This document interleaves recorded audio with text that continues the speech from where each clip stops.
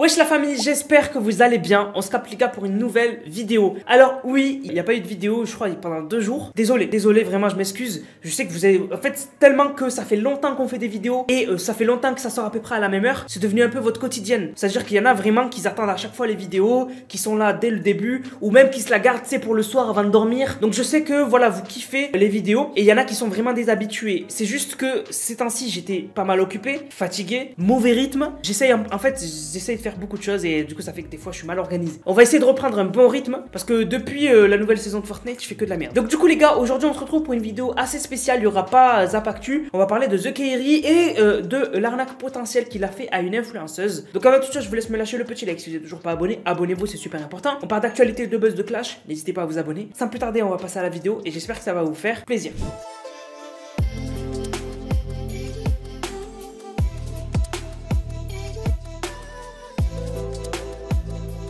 Parlons de The Kairi. Alors récemment, si vous voulez un peu savoir l'actualité un peu, donc en fait récemment Radi il a fait une vidéo sur les NFT, les arnaques aux NFT, et il est revenu en fait sur une arnaque dont a fait la promo The Kairi. Et en fait dans cette vidéo il avoue qu'il a été payé en cash, voilà, en liquide, de personne à personne. Il n'y avait pas de facture, il n'y avait que dalle. Il en a fait la promo et à la fin de la vidéo on se rend compte que même après avoir entendu The Kairi dire que voilà, s'il savait il aurait jamais fait et tout, et bien il a quand même refait une promo pour une autre NFT qui n'a pas été traité dans la vidéo de Radi. Et donc du coup The Kairi, ce qui s'est passé c'est que juste après ça on a une influenceuse que je connaissais pas du tout qui s'appelle Shirazad, qui a fait une vidéo un peu répond un peu à toutes les questions de ses abonnés, des questions un peu même privées et tout. Elle y répond sans filtre et en fait du coup à un moment elle parle de The Kairi. Je vous mets le premier clip que j'ai pris de sa vidéo où justement en fait elle dit qu'elle s'est fait arnaquer par rapport à un appartement. Et The Kairi, je vous mets la vidéo. De 1, beaucoup de drama sur l'histoire de mineurs, de je sais pas quoi. J'ai même pas envie de rentrer dans le débat, vous savez où je suis, dans la position. Et deuxièmement, malheureusement, The Kairi m'a fait beaucoup de tort. C'est l'une des personnes qui m'a mise le plus dans la merde IRL possible. En fait, le problème de TK, c'est qu'il arrive avec un plateau d'argent et tu le prends, le plateau d'argent, donc hop là, je récupère le plateau et tu fais ta vie avec et tout. Après, tu dis, oh, et si j'allais dans un magasin, je vérifie si c'est vraiment de l'argent. Et en fait, c'est du toc. TK m'a proposé un appartement. J'y ai vécu, vous avez vécu avec moi dans cet appartement. J'y ai vécu pendant, il me semble, 1 an et demi, voire 2 ans. Et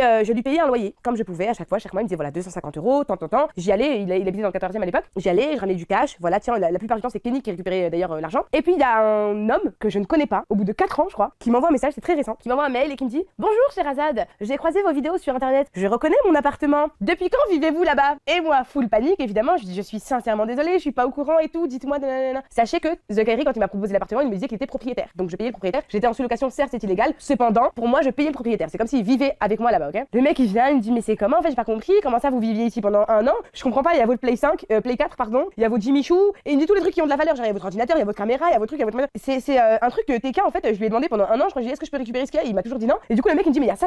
Et je me dis, mais frère, il y a au moins 5000 balles d'affaires là-bas, tu vois. Et le mec, il me dit, mais vous les récupérez pas? Parce qu'en fait, j'avais fait installer une cuisine aussi. 1500 € la cuisine. Bref, en fait, je suis tellement confuse sur le coup que je lui dis, est-ce qu'il est possible que je vienne et qu'on parle? Parce que, frère, je suis choquée. Je parle au proprio, il me dit, je sais même pas si je peux dire tout ça, mais en gros, il me dit, mais vous donnez de l'argent à The Kairi, mais il m'a jamais donné l'argent que vous lui avez donné. Donc, c'est-à-dire que The Kairi, il prend dans sa poche. Je suis arrivée, le mec était trop gentil, ça m'a travaillé chez Canal+. Si vous passez par là d'ailleurs, pardon, mais bonjour, j'espère que vous allez bien, je suis sincèrement désolée. Je savais pas que c'est de la sous-location, je savais pas que c'était illégal, je vous promets. On en a déjà parlé, mais je vous promets que je savais pas du tout qu'il y avait tout ça derrière. Je suis arrivée, il m'a tout mis, je vous promets, j'ai jamais vu quelqu'un aussi clean, mec. Il m'a tout mis dans des cartons. En plus, j'avais des trucs suspicieux de ouf. Et il m'a fait la réflexion, mais très gentiment. Il m'a fait des blagues en mode, mais c'est pas votre métier. Donc comme vous l'avez entendu, en gros, elle explique que en fait elle louait un appartement, donc c'était de la sous-location à The Kairi. C'était illégal la sous-location, mais voilà, il lui avait dépanné un toit et tout, donc ok. Et en fait elle explique que plus tard, il y a un mec, il pop, et en fait, en gros c'était son appart, et il comprenait pas ce qu'elle foutait là. Et en gros, déjà, elle aurait dû se mettre la puce à l'oreille quand tu payes un appartement en espèces. Enfin, bon,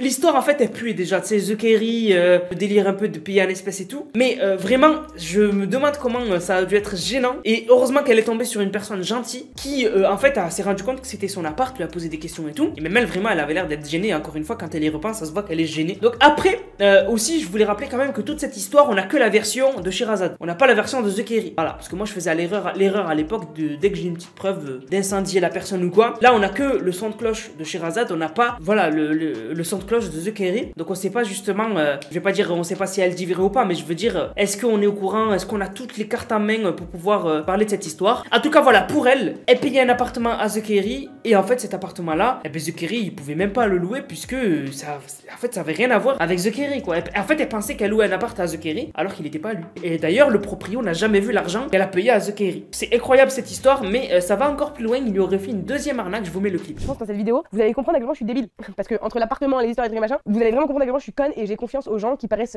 gentils. Comme TK. Vraiment TK, si tu regardes cette vidéo, je suis désolée mais moyen. Parce que j'ai essayé de te contacter, j'ai essayé de régler cette histoire sans en parler et encore je suis gentil hein. Je vais vraiment pas tout dire sur internet, mais mec, fais un effort. Genre vraiment tu peut-être as niqué ma vie, tu réalises même pas, j'ai des dettes aujourd'hui à cause de toi. Il m'a vendu une voiture, une Laguna 3 Sport, que j'ai payé 2000 € en cash. Sauf que quand on paye en cash, il n'y a pas de facture. Je lui ai donné une enveloppe de 2000 €, il m'a donné la voiture, les clés, mais il m'a pas donné les papiers et je lui ai demandé pendant 4 ans, 5 ans, ça fait 5 ans je crois que je demande des papiers de cette fameuse voiture et rien. Je vais pas rentrer dans les détails, mais en gros la finalité c'est que j'ai payé une voiture, j'ai pas les papiers de la voiture, j'ai eu un accident, la voiture est au garage, je ne peux pas la récupérer parce que je n'ai pas les papiers de la voiture. Si tu tombes sur cette vidéo, est-ce que allô? En fait là aujourd'hui pour que vous soyez concrètement dans l'histoire, et je vous jure c'est trop, j'ai même envie de pleurer carrément quand j'en parle, aux yeux de la police aujourd'hui je suis une voleuse. Genre j'ai volé la voiture d'eux, alors que l'enveloppe de 2000 € elle m'a coûté, genre c'est pas, j'ai galéré à les avoir les 2000 €. TK qui répond pas, tous les jours je la harcèle sur Instagram et je vous jure je l'ai harcelé pendant longtemps jusqu'à, mais c'est encore une autre histoire pour vous dire à quel point la famille c'est n'importe quoi. Il y a mon frère qui traîne avec TK et Kenny et genre rien, je reste toujours dans une merde, je reste endetté comme n'importe quoi, j'ai toujours pas les papiers de la voiture, je peux toujours pas confirmer à la police que c'est ma voiture, je reste dans une situation. Donc voilà, en gros elle explique que encore une fois après elle paye une voiture 2000 balles en cash. Alors moi ce qui me choque c'est que elle a même pas les papiers du véhicule, c'est-à-dire elle a pas la carte grise etc. Elle peut même pas refaire la carte grise à son nom. Je sais même pas si elle a un certificat de cession de véhicule qu'elle a rempli, qui a été signé par les deux parties. Enfin bref, normalement quand t'achètes une voiture tu le fais ça. Tu imprimes la feuille de cessation de véhicule, tu la remplis avec l'ancien propriétaire, il raye la carte grise, tu la refais la carte grise à ton nom. Enfin je comprends pas comment c'est possible de ne pas faire tout ça et de lâcher quand même 2000 balles, c'est une somme quand même. Et en fait du coup voilà, et encore une fois c'est The Kerry, elle a jamais vu les papiers du véhicule, ça fait 4-5 ans elle a dit qu'elle essaye d'avoir les papiers du véhicule parce que elle a eu un accident avec la voiture, c'est à la fourrière et en fait elle peut pas la récupérer parce qu'il te faut les papiers du véhicule pour récupérer ta voiture. C'est quoi ces arnaques quoi? Vraiment moi ça m'a choqué, ça m'a étrangement surpris que sur Twitter personne n'en parle. J'ai vu 2-3 personnes taguer The Kerry, lui dire ouais The Kerry c'est quand que tu donnes les papiers du véhicule à Sherazade, mais sinon zéro. Et le pire c'est qu'elle explique qu'elle a spam The Kerry, elle a pas eu de réponse et le pire c'est que son frère traîne avec The Kerry et même son frère s'en bat les reins. Donc vraiment moi ça m'a choqué, je voulais vous en parler. Peut-être qu'après comme j'en parle, peut-être que The Kerry en parlera et donnera sa version des faits, on se dira ah mais en fait elle disait n'importe quoi. Mais en tout cas voilà, je voulais en parler parce que moi ça m'a choqué perso et je voulais vous tenir au courant. Déjà voilà, The Kerry en vrai il enchaîne. Si c'est vrai, si ces deux histoires sont avérées, il enchaîne arnaque au NFT avec lui il prend son argent, il arnaque des gens, il s'en fout. Ok, dans sa vidéo il avait dit que s'il aurait su il le referait pas. Finalement entre le temps où Radi a interviewé The Kerry et le temps où la vidéo est sortie, The Kerry a encore fait une arnaque au NFT. Donc il apprend pas de ses erreurs. En fait il s'en fout de sa communauté puisque sa communauté c'est eux leur comment dire, c'est eux qui doivent en fait tout ce que il y en a en fait ils suivent The Kerry bêtement et en fait c'est de ta responsabilité pour moi de faire attention à ce que à ce dont tu fais la promo à ta commu. Pour moi si tu fais la promo à ta commu d'une arnaque béante, ben, c'est ta responsabilité donc c'est très grave. Mais il a l'air de pas en prendre conscience, je sais pas, pourtant il est plus grand que moi. Je comprends pas pourquoi il a pas ce recul de se dire je suis un adulte, je véhicule des idées à des abonnés, des mineurs et tout. Donc faisons attention quand même à ce que je mets en avant. Mais il en a rien à foutre en fait. C'est ça qui est super grave. Et si il a aussi arnaqué cette influenceuse là, c'est aberrant. Bref, voilà. Du coup la famille, j'espère que la vidéo vous a plu. Si c'est le cas, n'hésitez surtout pas à liker, commenter, partager. Dites-moi ce que vous en pensez dans les commentaires. En tout cas pour une prochaine vidéo, c'était Nanas, prenez soin de vous. Bang, bang, bang.